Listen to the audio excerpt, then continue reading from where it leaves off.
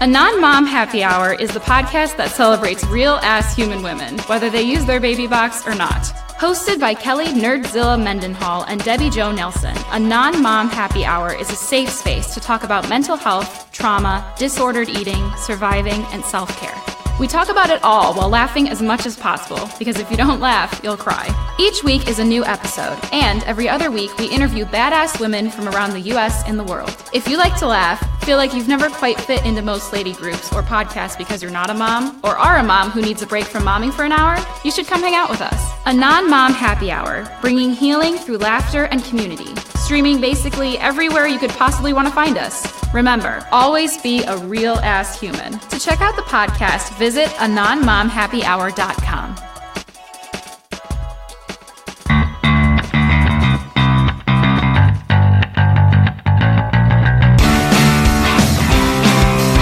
I'm a very sentimental person. This has been a real deep podcast. I didn't mean it to be so. The death of Stalin. That was not funny. Oh! It's the traditional hero arc. You want to see them struggle. There's no heroes here. No. And I still think to this day that they probably are still, thrusting around the dark, so to speak. I think, no, don't.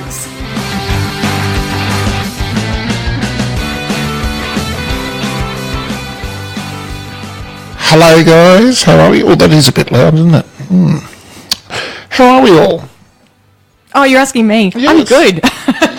You're all? I wasn't sure. You said guys, and I went, I'm the only one here. Oh, sorry about it, everyone. Blasted everybody's eardrums out. I apologise. Yes. Yes. I haven't even really started drinking today, have I? It's day. Is that number one? Well, it's the day. Yes, oh, it's that's in right, the day. Yeah. Yes. No. Paul has been. I'm really offended and upset. Paul's been podcasting with someone else. Well, that's true. Yes, I have been unfaithful. Paul's been sitting here playing podcasts with my daughter. Yes. She's been having a ball. Yes. Now, it was all about, what was it, cat poo and everything like that? Yes. She leads it off down some weird, wonderful rabbit holes, that one. I'm a great parent. Yes. Chugga. Oh, we hope you've all had a great week. Yep. And we've had a great week. Well, I don't actually care if you've had a great week. Sure, you do a little bit. It's all about me. I forgot about that, right. No, I do care. I care. It almost sounded sincere. Almost. I've been working on my sincerity. What do you think? It's getting there. So. Yep. Should we jump into it? No. Is there anything else you wanted to say? Absolutely, there is. What did you want to say? It's time for...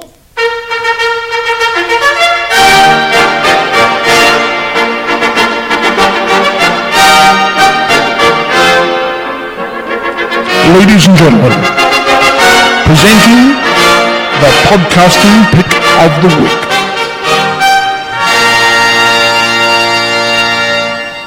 You know that's really corny, don't you? It's exceptionally corny. I take great pride in how cheesy that actually is. I think that's magnificent. That's cheese on a very high level. I thought you were going to say cheese on a corn cob. Yep. Cheese on a corn cob. Yep, absolutely. Now, this week's podcast that we're going to have a quick discussion about, we were scratching our heads before and I said, okay, but what have we both heard? Because, being massively organised as we are, we came to this today and we were just about to start and we went, well, we don't have a Well, pick if of the I week. recall, you said last week, I listened to thousands. I do. I have thousands going through my head. Well, I could talk about all of them, but you don't have to always pick me, though, as in pick something I've listened to, because I might hear you talk about it. I might hear you talk about it and go, oh, wow, that sounds awesome. Yeah, but it's I'm better when to we've both listened to it, and it helps broaden your education. I'm glad you're looking out for me.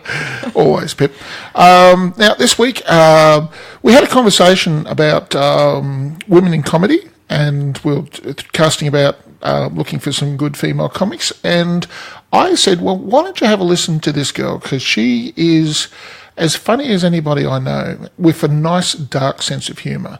And her name is Alice Frazier. She's an Australian comic. She is quite often in very widespread and very old podcasts that used to run called The Bugle. with Andy Zaltzman, and he used to have John Oliver. Oh, okay. He was the other one before he became rich and famous. I haven't listened to The Bugle, but I've listened to the Alice Fraser trilogy. Yes, well, the Alice Fraser, she's got a couple of podcasts on her own, but that's where I first met. I listened to her, and then I started searching out some of the other stuff that she's done, and lo and behold, she's got a tea with Alice, which is not a funny podcast. It's more of a conversational style podcast about, well, all manner of things that, they just sit down, have a cup of tea and have a chat. And she picks very intelligent people. Sometimes it's very high-minded stuff. And then she also has produced through the ABC, that's the Australian Broadcasting Commission, a series of podcasts called Alice Fraser's Trilogy. And I think they're amongst some of the finest comedy that's coming out of Australia at the moment. I think they're excellent. I think she's really funny and clever. It's really nice to listen to. Yep. So is that your podcast pick of the week? It is. So Alice Fraser Trilogy. Go and have a look at it. It's a three-part podcast. It won't take up your whole life or anything like that. But look, it's very, very sad at places and very, very funny at places. It's got a healthy mix. It has a healthy mix and a broad arc of emotions. So it brings everything to it. Check it out. Anyway, our movie for this week. So the first movie was put up by me. Well, what was it? Baby Driver. Baby Driver. Well, or did we just both agree on it? No. I just said, well, I've never heard of it. I've vaguely heard of it, and I just said I've wanted to watch it. Yes. So it's a 2017 film, so it's relatively new. And neither of us knew anything about it other than the fact that you wanted to watch it. Well, Edgar Wright's the director, and he directed Hot Fuzz. Oh, so that's the connection, is it? Yeah. It certainly wasn't a Hot Fuzz style movie, though, was it? No, but it's cleverly shot.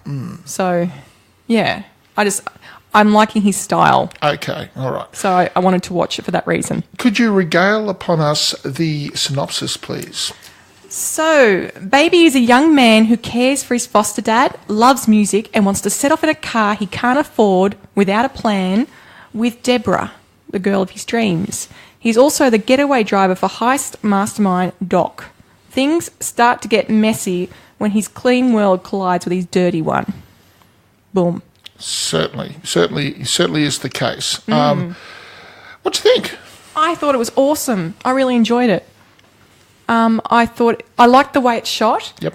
And I love the fact that he's trying so hard to be this good guy. I almost keep saying kid, good guy, but it all just keeps dragging him back.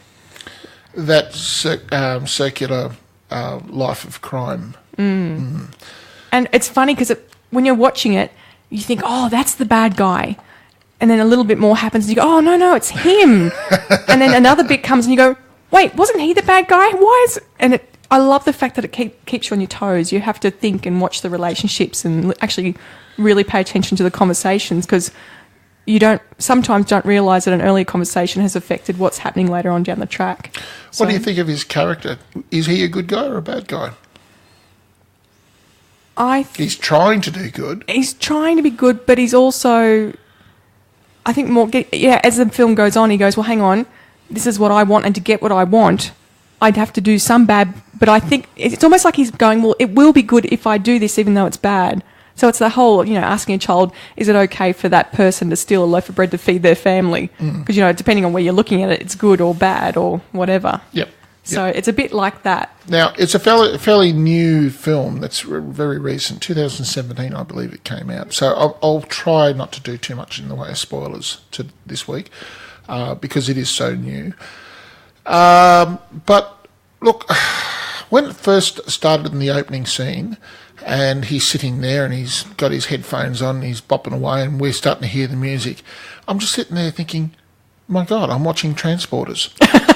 No, well, that's exactly what I thought. But and then I smiled and I thought, well, I'm in safe hands then.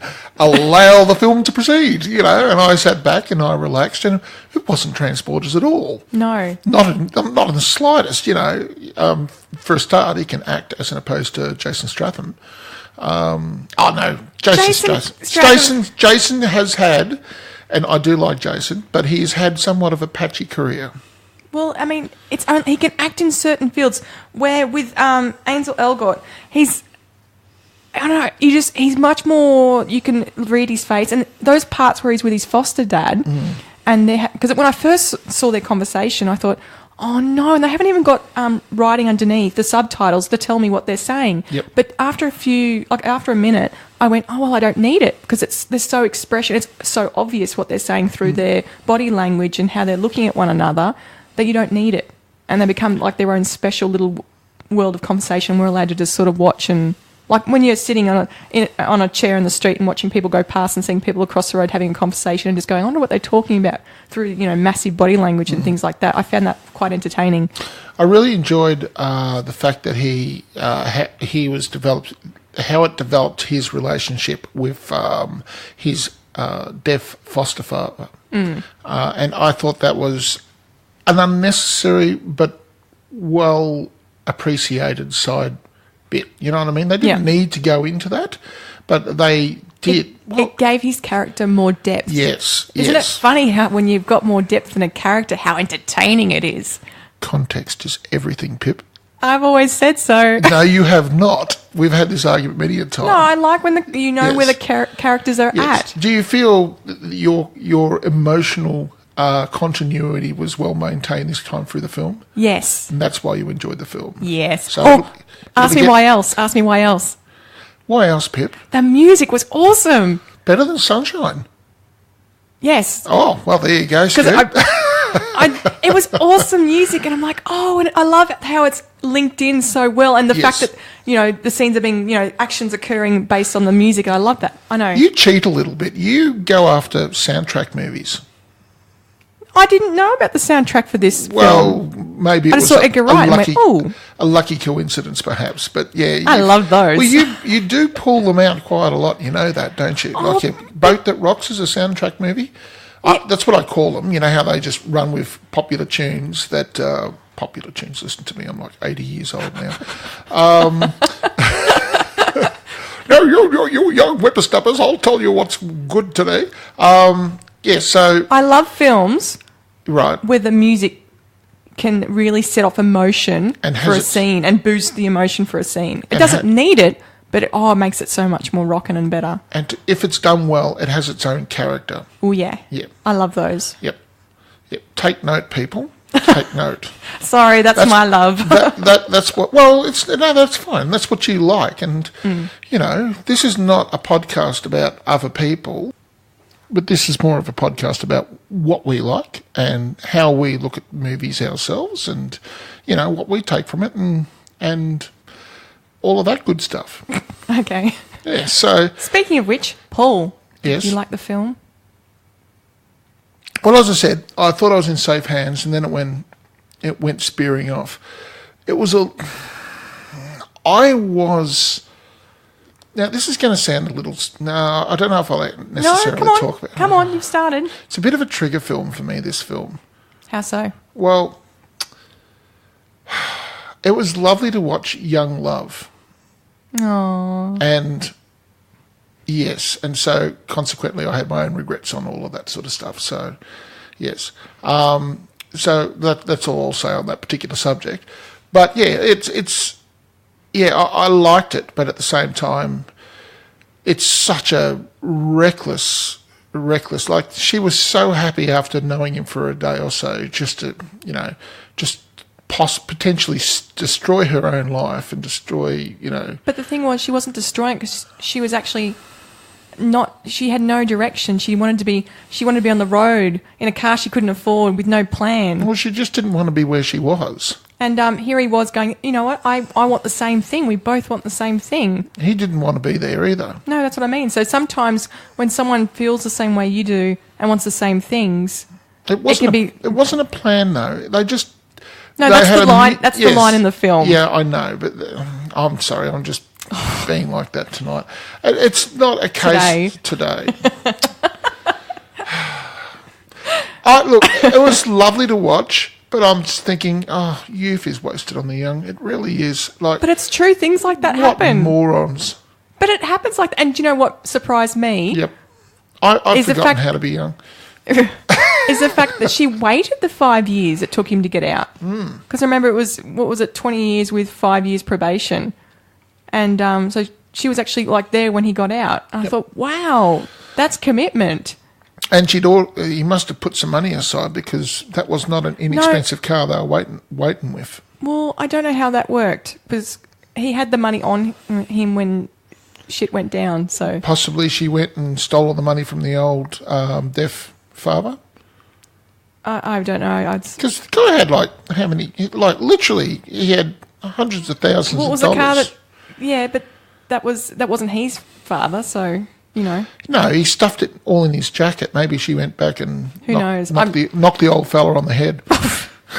anyway, we don't know. Well, it's not like he's going to hear her coming. Boom, boom. Thanks. That's all good. But so you weren't happy with the youth love. Oh, no, that It was a trigger. You're twisting my words. I'm sorry. again. Can you make it really clear for me? Is it? Yeah, it's yes.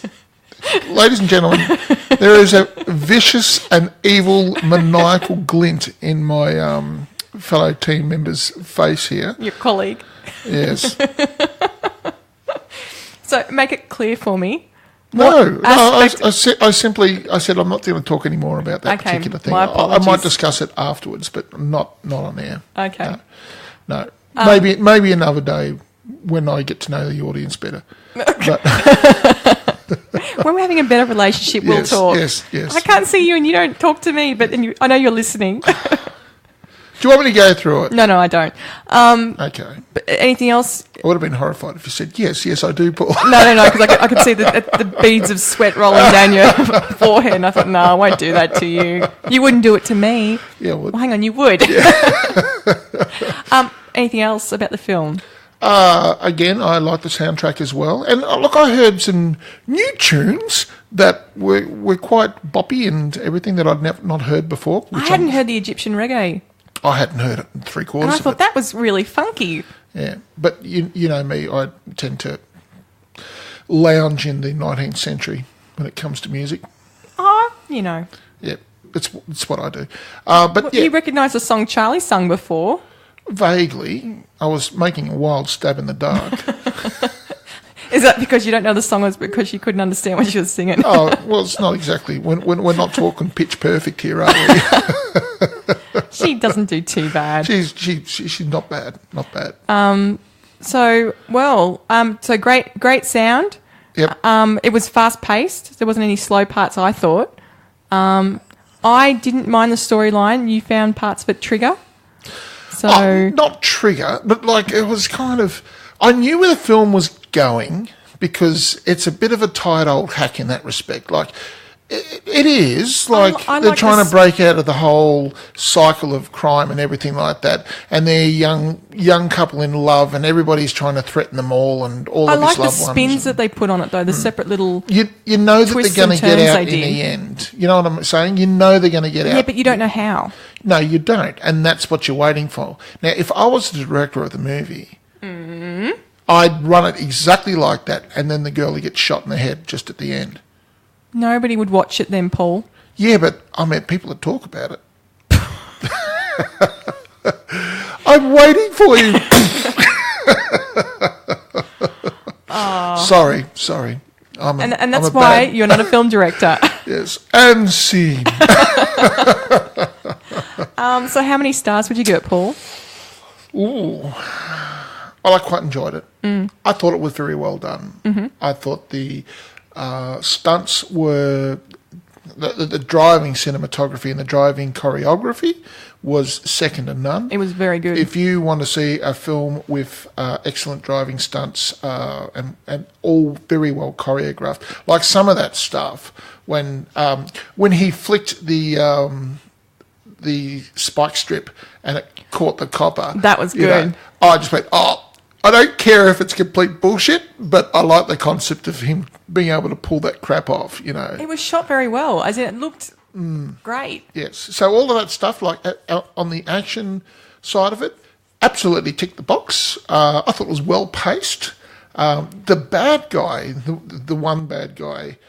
What do you mean by one Now, bad can we guy? discuss bad guys for a second? Because we have a problematic bad guy in this movie. No. What I found was weird is that who you thought was bad, the bad guy, then changed to another person, but then it changed to another person. Yes. And that's what I mean. To me, kept changing as to who you're actually going, oh, that's the bad guy. No, that's the bad guy. How did I not know he was the bad guy? They're all bad guys. No, but you know what I mean, as in I do, bad guy. Yes, the main antagonist. Yes.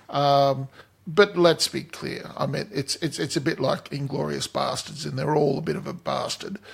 Even he, the young bloke, does towards the end where he's stuff. going, well, that's it. I'm out for me now. And he just caps him fair in the head, So, like this is... Well, that's what I'm saying, as in he's Yes. going, well, I'm in the right. I should be able to protect myself, and Deborah, bang. Oh. So that's what I mean about, is stealing the bread right or wrong sort of thing. Who was your best performance in that? I actually thought Ansel Elgort was the main guy, baby. I thought he did a really good job. Yeah, I thought he did quite a good job. Who was your favourite? Well, I think you know who my favourite is. No, I don't. The guy everybody hates at the moment. Kevin Spacey. Yeah. Everything he does. Like, I was really disappointed. Like, I was watching, what's that political show where he's the president? I was thoroughly enjoying that. And House of Lies. House of Cards, I believe it is. Oh, sorry, I can never remember. I was really enjoying that. And then all this kerfuffle came out about him being a bit of a sexual... I didn't get the exact details of it, so I wouldn't want to tread too heavily here. But I'm aware of it. I haven't been following it. Yes. Oh, well, I'm in the same boat, so I'm trying to be careful here. But I was disappointed, and then he got pulled, and whether or not that was the right thing or whether or not that was the wrong thing, I was unhappy that he's suddenly been pulled out of because I think he's a superb actor, irrespective of what the guy's done. Even if you're superb, though, that doesn't excuse... So the problem is, I'm Oh, not look, sure I'm not if it's saying true or that- not, so I yes. can't say. But obviously, while it's all being sorted, you need From to have my them own pulled. personal for needs, you, for me, it's all about me, Pip. But I was disappointed that he's been pulled out of my acting. What's the word? Of actors, the repertoire of actors that I've got available to me going into the future. Yeah. Look, he might have a comeback. Well, that's not C.S. Lewis. There's a comedian who also... C.S. Lewis is an author. No, there's a... Lion, the Witch in the Wardrobe. C.K. Lewis, I think his name is. He's a comedian. And like he served a term of penance of like 18 months, and then he came back and started doing a show, and everybody was clapping and cheering like nothing had happened. He was one of the first ones to fall for the Me Too movement, because apparently the guy was doing some pretty heinous things, just utilising his power and all the usual stuff that people in that position sometimes get caught up in. Well, then you have to question whether the whole... what's the word where they say, oh, jail actually does the right thing and teaches these people about it? No, he wasn't even in jail. He'd just been, like Kevin Spacey. I don't know if has he been in jail. I haven't been following it. This is it. I think their careers just ground to a very sudden halt. But a lot of this, that nobody would touch him, because Chaos of Cards. Immediately he was pulled from it, and then he was just written out of the show. And then I can't remember her name, but she was the lead female in it. She kind of took over from there, and I hope it's done well since. But I was watching that just to watch him, sort of thing. So I tend to switch off. It's hard because you don't want to say that you are okay with this. You want to condone this sort of behaviour, so therefore you don't want to support that sort of thing. I'm just being honest and saying... Oh, no, I get that. And I can see why that they would not do it, though. Yep. I mean... Oh, look, that's a moral And there's no reason question. why people can't... I mean, look at Robert Downey Jr. Nobody would touch him. No. And then he cleaned up his act. Yes. I mean, has said, I'm not going to do this anymore because I am serious about this, and then he became Iron Man. But that's the thing. As long as these people are educated and are saying, well, hang on, I did do the wrong thing. Does that mean once someone's done something wrong, they completely should be whitewashed and not be allowed back into society ever again? Well, I guess it comes down to what they're prepared to do to make amends. I guess. That's the thing. I feel, anyway. So if he hasn't done anything, and this is what the CK was, he hadn't really done anything, and he came back with just doing the old standard shtick sort of thing, and everybody's clapping and cheering, and there's a lot of people who've just gone, yeah, hello, but this is Hollywood, and it can be a fickle beast. Well, I guess it depends on how he's acting now, because I mean, it's a twirly knot. I mean, if he was still going, oh well, I'm going to continue with this behaviour, then Yep. that's different. Yep. But it, better he didn't do anything in the first place. Oh, but I mean, things happen. Yep. I don't know about you. I don't have a clean slate. No. And I hope that any mistakes I made in my youth don't get dragged through. Yeah, but you do not have the same level, and I'm going to use this word, you don't have the same level of privilege as what he did, and that's part of the crime, in that he is abusing his privilege, and it is that self-same privilege which allows these people to come back and then just pick up the tab after the heat's gone. They live off their millions that they've made, and then have a 18 2-year holiday, and then come back bigger and better than ever.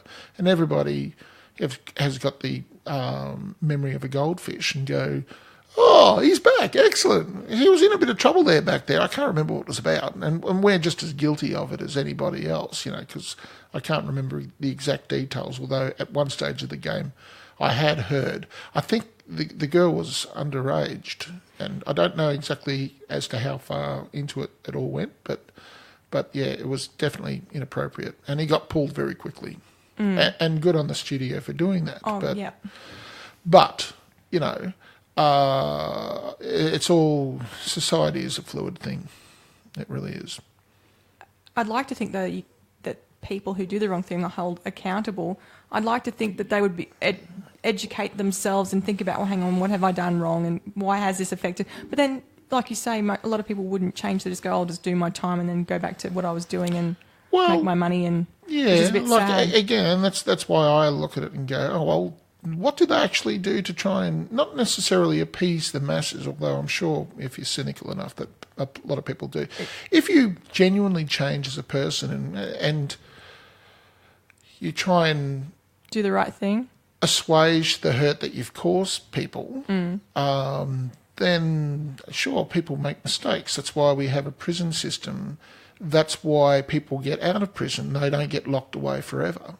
No, that's the idea of prison. Yes, you pay your penance, and look, I'm sure it's a punishment of sorts, but the punishment that somebody with that amount of privilege has compared to somebody who's got the arse out of the jeans and has got done and is being put away for 15 years for, sticking up a grocery store, the two people may have essentially caused the same amount of hurt on the cosmic scale, but one guy who's poor gets put away for 15 years and the other guy goes on a 2-year holiday and, comes back and everything's fine, and this is an unjust part of our society, but it's a very real part of our society. Anyway, well, gee, that was a bit of a rabbit hole. I was about to say, climb back out.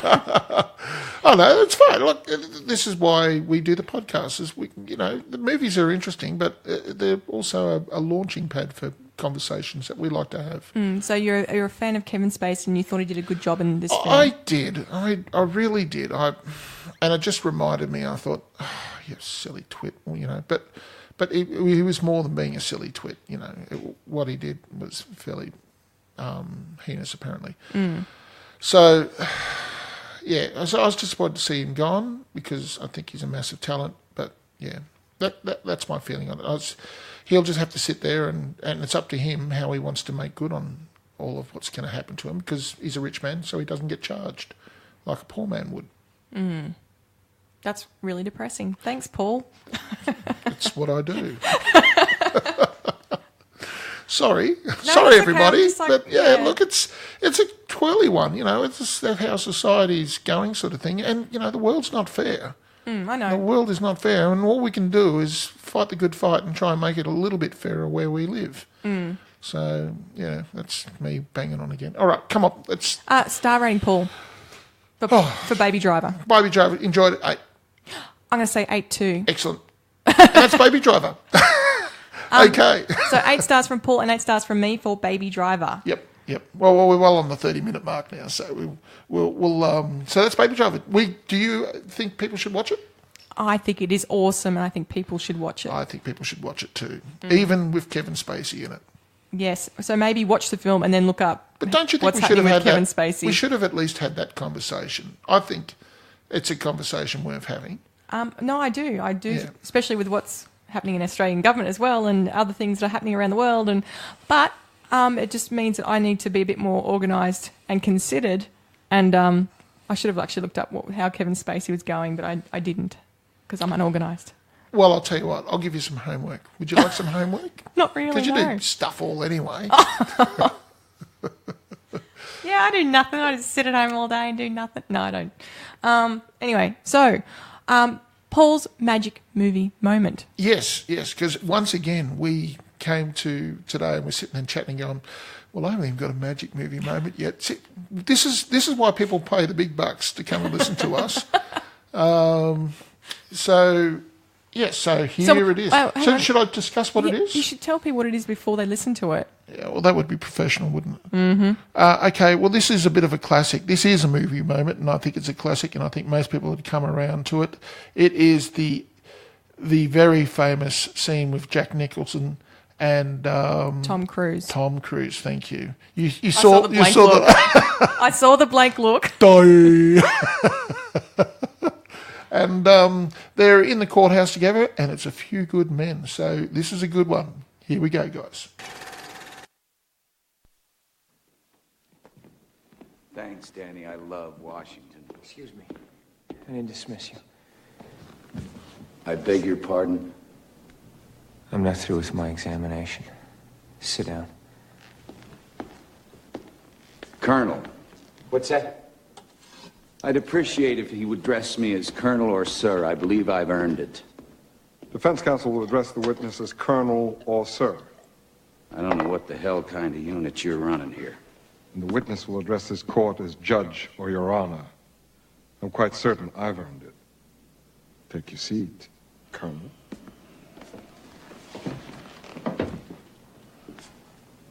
What do you want to discuss now? My favorite color? Colonel, the 6 a.m. flight was the first one off the base? Yes. There wasn't a flight that left 7 hours earlier and landed at Andrews Air Force Base at 2 a.m.? Lieutenant, I think we've covered this, haven't we? Your Honor, these are the Tower Chief's logs for both Guantanamo Bay and Andrews Air Force Base. Guantanamo log lists no flight that left at 11 p.m., and the Andrews log lists no flight that landed at 2 a.m. I'd like to admit them as defense exhibits Alpha and Bravo. I don't understand. You're admitting evidence of a flight that never existed. Oh, we believe it did, sir. Defense will be calling Airman Cecil O'Malley and Airman Anthony Rodriguez. They were working the ground crew at Andrews at 2 a.m. on the 7th. Your Honor, these men weren't on the list. Rebuttal witnesses, Your Honor, are called specifically to refute testimony offered under direct examination. I'll allow the witnesses. This is ridiculous. Colonel, a moment ago... Check the tower logs, for Christ's sake. Well, we'll get to the airmen in just a minute, sir. A moment ago, you said that you ordered Lieutenant Kendrick to tell his men that Santiago wasn't to be touched. That's right. And Lieutenant Kendrick was clear on what you wanted? Crystal. Any chance Lieutenant Kendrick ignored the order? Ignored the order? Any chance he forgot about it? No. Any chance Lieutenant Kendrick left your office and said, the old man is wrong? No. When Lieutenant Kendrick spoke to the platoon and ordered them not to touch Santiago, any chance they ignored him? You ever served in an infantry unit, son? No, sir. Ever served in a forward area? No, sir. Ever put your life in another man's hands? Asked him to put his life in yours? No, sir. We follow orders, son. We follow orders or people die. It's that simple. Are we clear? Yes, sir. Are we clear? Crystal. Colonel, I have just one more question before I call Airman O'Malley and Airman Rodriguez. If you gave an order that Santiago wasn't to be touched, and your orders are always followed, then why would Santiago be in danger? Why would it be necessary to transfer him off the base?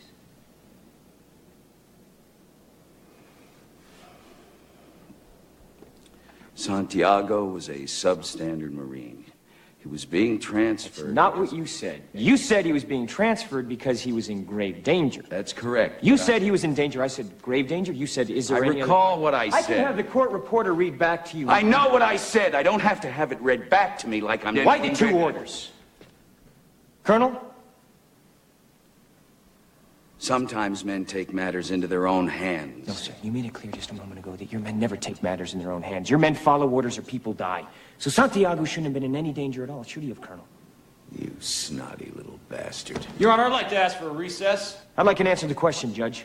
The court will wait for an answer. If Lieutenant Kendrick gave an order that Santiago wasn't to be touched, then why did he have to be transferred? Colonel? Lieutenant Kendrick ordered the code red, didn't he? Because that's what you told Lieutenant Kendrick to do. Object! And when it went bad, That'll be all, you cut Captain. these guys loose! Your Honor! You had Counsel, I'll markers hold you inside in a bony contempt. transport! Your Honor! You doctored the logbook! Damn it, Captain! You coerced the doctor! Consider yourself in contempt. Colonel Jessup, did you order the code red? You don't have to answer that question. I'll answer the question. You want answers? I think I'm entitled. You want answers? I want the truth! You can't handle the truth. And no, I won't. I won't. You were going to. I could see it. I wanted to, but I won't. Thank you. You're quite welcome. Who says I don't have restraint? It's hard. I can see you going. Okay. Well, that was great. Great fun. Okay. So our second film was put up by Malcolm, Yay. Hi, Mel. and I did watch out for him. Yep. Evil henchman number 2. Evil henchman number 2. He was the one who pushed past the lady. He ran forward Yeah. and he was pushing past her. In a suit. I believe he put an elbow into her face. I didn't see the elbow. in No, the face. I'm just amping it up. But before we talk about this film, I would just like to say the following. We acknowledge the traditional owners of the country on which we meet today, the Wiradjuri, and recognise their continuing connection to land, waters and culture. We pay our respects to their elders, past, present and emerging. So we are watching the movie The Sapphires. Right, which is an Aboriginal movie. Yes. Okay, now, can we have a little quick conversation as to why we did that? Because some people who haven't thought all the way through it might be rolling their eyes at that, but I think it's worth just delving into that. Like we had this conversation before, and I asked the question earlier on in the week, should we say something so this was my idea, and we had a quick discussion about whether some people would call it political correctness, but I'd like to think of it more as consideration and respect. Well, we're discussing a film that's created by Aboriginal people about an event that happened in our past to Aboriginal people. Yep. So when discussing that, we probably need... To acknowledge. We need to acknowledge Yep.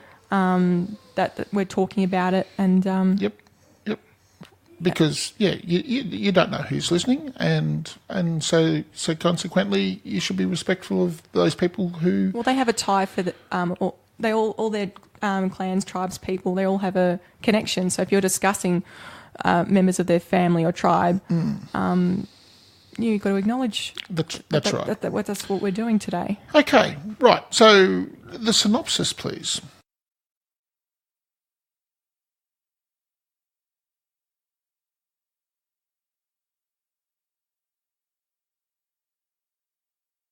Oh, I'm reading again. Goodness. You, I'm you'll, on a roll. You'll have learned how to read by the time you're finished. In 1968, 4 Australian Aboriginal women entertained the US troops during the war in Vietnam. Along the way, they learned about love, belonging, and the hardships of war. And that was really short because... Well, yeah, that's all she wrote. it's quite literally. Well, it's basically looking at all those aspects, this film. Yep. So, yes. Did you enjoy the film, Paul? Okay. I thought it was quite an emotional movie. Now, it's an Australian movie, so consequently it's not going to be done with a big budget. No. There are not a lot of movies that address Aboriginal issues in Australia. I think Australian movie makers have a tendency of shying away from them. I think we've only just started in the last few years doing this. I just don't think that people in the trade think that they're going to necessarily sell.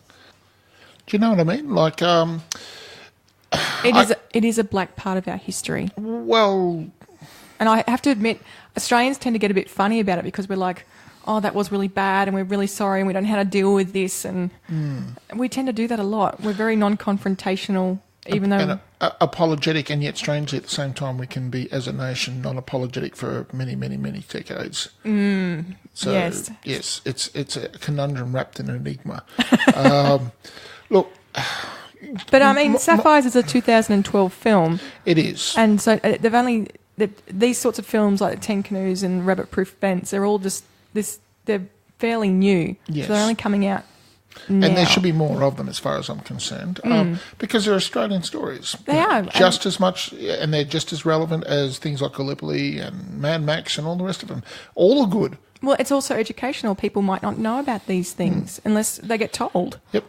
So. Okay, so the synopsis leads... Well, the synopsis... Was short. Was very short, and they kind of glossed over a lot of... No, because I assumed you would want to have a chat about it, so I thought I'd leave it up to you. Okay, so let's talk at some of the main issues that were in the film then, shall we? Which one do you want to start with? Well, let's talk about the stolen generation, because I think even though it wasn't front and centre, it certainly was prominent. In that one of the girls was stolen, and that's because she was one of the lighter skinned Aboriginal girls. They were stealing lots of children, but they were concentrating on the fair kids. Yes. I mean, children, even up to the 70s, children were still being removed from their families, and that connection gone, and just expected to be brought up. Now, in a totally different setting. Now, I'm going to add a little bit of extra to this. That in itself would be hugely traumatic. Now, I myself are adopted, but I was adopted from birth sort of thing. And, you know, I went from an orphanage into, how would you describe them? A non-functioning family or a poorly functioning family. And so consequently went out from there sort of thing. So there is a vast chasm in your own soul sort of thing caused by that sort of thing.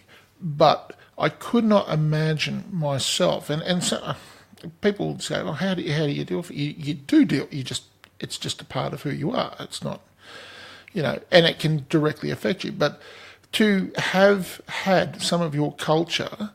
when you were growing up and then ripped away from that, yes. When she was taken, I'm thinking, well, hang on, you're already you're aware of yourself, you know who you are. And Yep. No, it would just tear a person to pieces. And you see, once you get torn from that, it's so hard to make your way back there.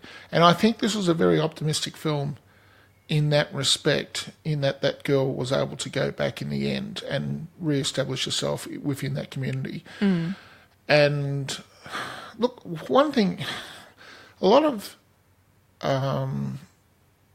a lot of misapprehensions about Aboriginals amongst white people here in Australia, and I think most of it's unfounded. From my own experience, and it's not been huge, and I'm sure other people may have had other experiences which would counter my experiences, but like I found that their sense of family is far more pronounced than what a normal white community sense of family in Australia is. You know, it's this vast, sprawling communal family, that concept that they've got going.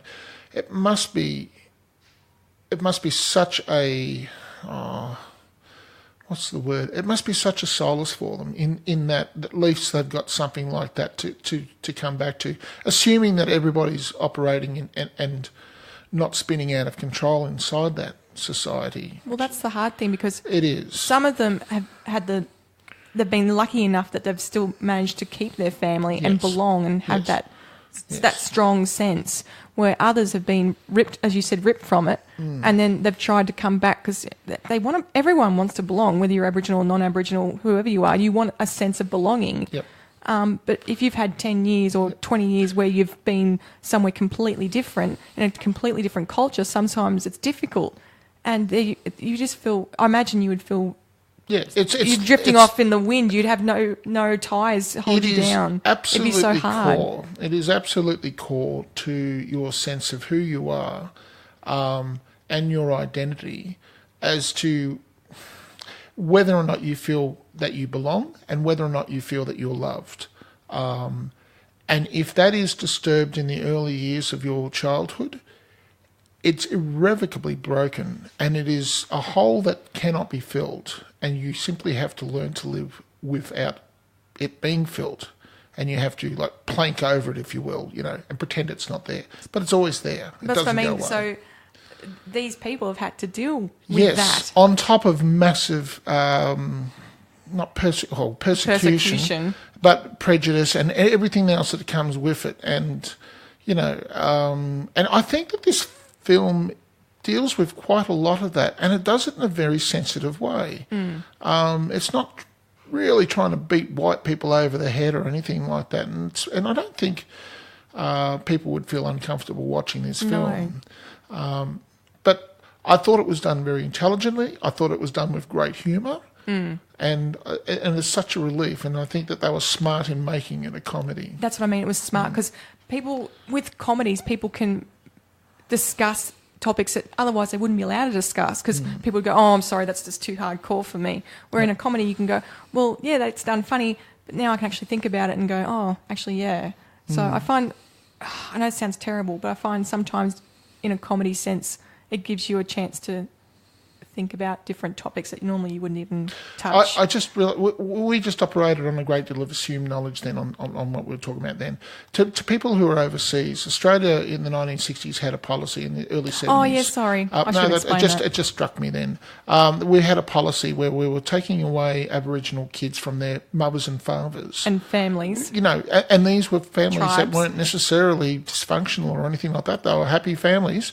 And we were ripping them away from them and then settling those children with white families in order to teach them our ways. Assimilation. And so consequently, I would almost go as far to say that it's just a soft genocide in order to break up the culture. If you have got a culture that is alive and vibrant, and you take away all the children. Yep. You've got no new blood, that's it. You're chipping underneath them, and that's the great crime. And we should, this is not the distant past. This is the 60s. There are people still alive this happened to. Yeah, absolutely. And 70s as well. I think that this movie approaches it really, really well. I think Rabbit Proof Fence is another film that addresses more directly. We'll have to look at that at some point. Yeah, but, look, I do have a grief with this movie. Don't get me wrong. And this is purely a technical thing. Go for it.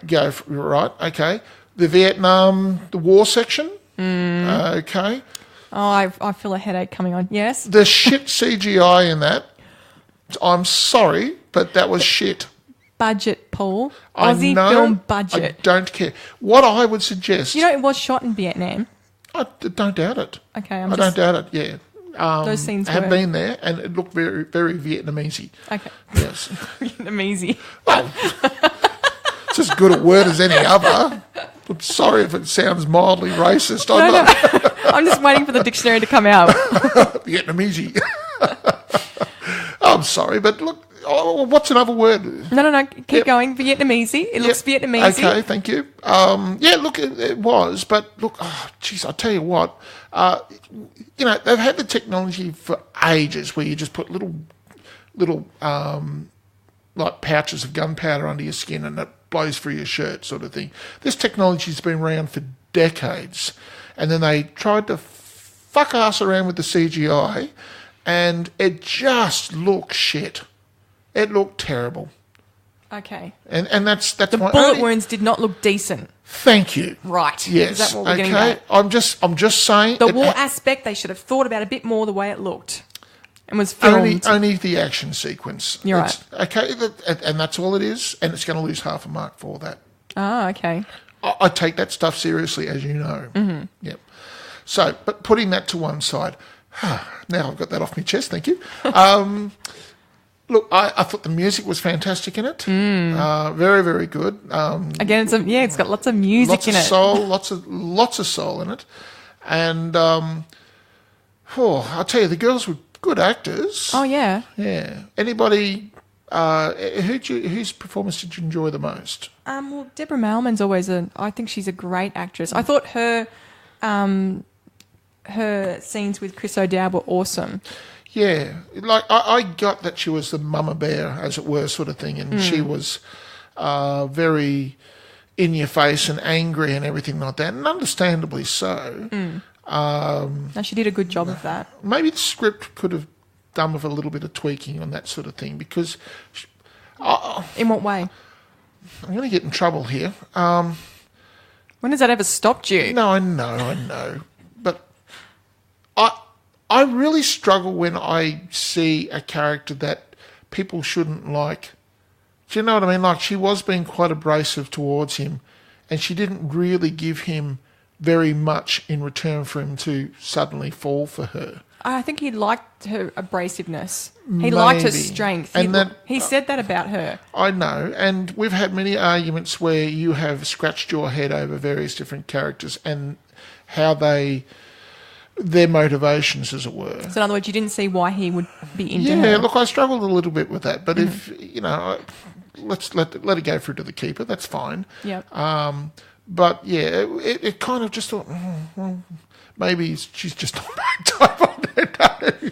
But she was very, like, in your face, and I don't think she gave enough of the softer side of herself to him to warrant that. To warrant him, suddenly falling for her. Okay, I found, because he played the dad role and she played the mum role, that they kind of maybe immediately sort of went to each other anyway. Yes, okay, so all right. Once again, I'm being a judgmental No, monster. that's okay. I do that a lot. And Jessica Mauboy's a great singer. Oh, Isn't she talented? The singing in that was excellent, wasn't it? Yep, really, really good. No, I thought all of them did a great job. It had a real spiritual thing about it, didn't it? And like in what I mean by the old African spiritual singing of the soul, late 19th century sort of thing, early 20th.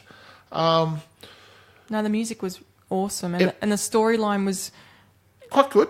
It was good. Yes, but I love the acceptance at the end. I think it concluded very well without giving too much away. Yeah. If you want to go and see a film, it's a happy ending film. It is a happy ending film. And question, did he lose his leg or was he just on crutches? No, he's just on crutches. Okay. I couldn't quite tell, and my glasses were all kind of fogging up from all the insipid crying and everything. No. Yeah. Which I found a bit weird because I thought he got shot in the shoulder. But did you? Yeah, I obviously wasn't paying attention properly. Well, that'd show you how good that CGI was. I couldn't tell. Yes, he got shot fair in the... Yeah. Oh, yeah, look, very good. What? So would you recommend it to people, first of all? I would. Yes. I think it's a good Aussie film. Yes. I mean, because we've talked about this where some of our Aussie films aren't great.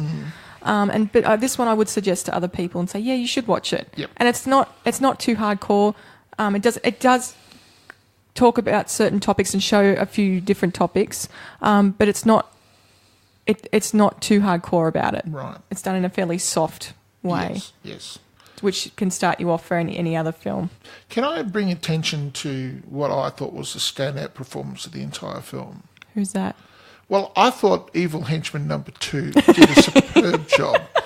The way he was able to push past and drive his elbow into that woman's face, I thought that was excellent. That was really well done. Malcolm Goldsmith, I believe his name is.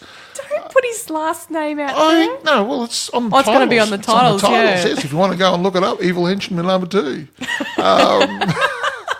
So, can I just say, well done, Mel. Great. Is he going to go for that new Ned Kelly film that's going out shortly? I that think we've got I happening think here? his lifestyle's a bit busy at the moment. He's trying to run a business at the moment, and Okay. I think it consumes a fair bit of his time. Right. So between that and kids, you know, you got to Time gets away. You got to do what you got to do. Yeah, you know. that's right. So terrific movie. I don't think I gave it a score, did I? Not yet. You haven't. What have you given it? I'm giving it 8, but again, I like the storyline. I like that it covers some topics, probably in a softer way for me, but still good. Yep. And I like the music. Okay, I'm going to say something here. I tend to lift the scores for Australian films by about half a ratchet. But you've lost half a ratchet for bad blood. So it just gets shots. to go for a straight score, this one. I looked at this, and at the end of it, I was smiling. I thought it was quite an affecting film. It looked at aspects of our history that we don't like to face up to sometimes. So, in all of that, and of course the music was excellent. And I mean, it's not even just Australia. I mean, they had the Martin Luther King thing as Yes, well. yes. So it's good for people being able to see other countries through our perspective again. Well, as in, Harkening back to Odd Angry Shot, which you gave it a complete pizzling. no, but as in, the Aboriginal community are what they've got viewing this footage, and they're actually getting upset because they're like, well, this was a person who was actually standing up for all people. I think it's very important for people who get a really hard time in this country and who are not recognised for their worth. I think it's great to see, for them to be able to see themselves in a positive life, being portrayed in a positive way. I think that's a very powerful thing. And not being Aboriginal myself, I'm only, I can only make guesses at Speculation. this. Yeah, speculation. But, look, I thought it was really good. I think I gave it an 8 as well. Because I just thoroughly enjoyed it. It's a good film. Yeah, I'll give it an 8 as well. I thought it was really good. Yeah. It's certainly, and it's affecting. It actually lifted my mood. I wasn't in a terrific mood. And The music emotionally lifted it too? Possibly, but I just thought, I just like the emotional content of the characters in it. The one girl, the one who was the sexy one. Ah, yes, Miranda. Yeah, she's off play school. Is she? Yeah. She was mildly irritating in this. She's supposed to be. Well, maybe. Well done her, because she just gave me the shits a little bit. She's supposed to be. She's supposed to be that quirky, weird quirky, one. ditzy one, So that was. I was watching it and I went, "Hey, she's off play school." For those of you not from Australia, play school's like a little. It's a show for small children. Yes, it's a kidlet show where people sing about nursery rhymes and stuff. Here are square blocks. Here are round balls. That sort of Here's thing. us painting. Yes, we should do a podcast on that one day. No. Open wide. Thank you very much. But there you go. So 8 stars from Paul and 8 stars from me for the Sapphires. Well done, Sapphires. For Malcolm. For Malcolm. Okay, what do we got for next week? So next week, Cinematic Randomness, they've got a web page and a Facebook page, right? And they talk about random cinema stuff. Yep. Have put up Planet of the Apes for us to review. Now he's a bit of a fan of the Planet of the Apes. I know. I saw the pictures and I went, ooh. Let's be really nice about the Planet of the Apes. I think he is to the Planet of the Apes what many people are to Star Wars. Yes. Yes. That's my wild stab in the dark. So Planet of the Apes for Cinematic Randomness. And Paul's put up What Dreams May Come. Yes. Which has got Robin Williams in it. The great man. So I haven't seen it. The greatest comic actor of the 20th/21st century. Yep. By a long way. So that will be great. So I'm looking forward to it. No, I just enjoyed our movies this week because it was all the music and cool stuff. It's a bit of a tearjerker. I'll keep my tissue box handy. All right. It's a hard bottle film after all. Okay. So I pick all the music ones and you pick all the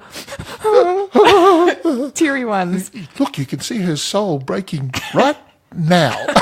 There's their documentary team on the end of the couch. All right, guys. Well, that was us. That's it for us this week. And we will catch you on the Reverb. Are you trying to be cool? Now, do you think I'm going to be able to achieve that? No, I'm sorry. You're right. You're right. I hope you all have a great week and watch heaps of movies, and we'll catch you next time. Ciao. Au revoir.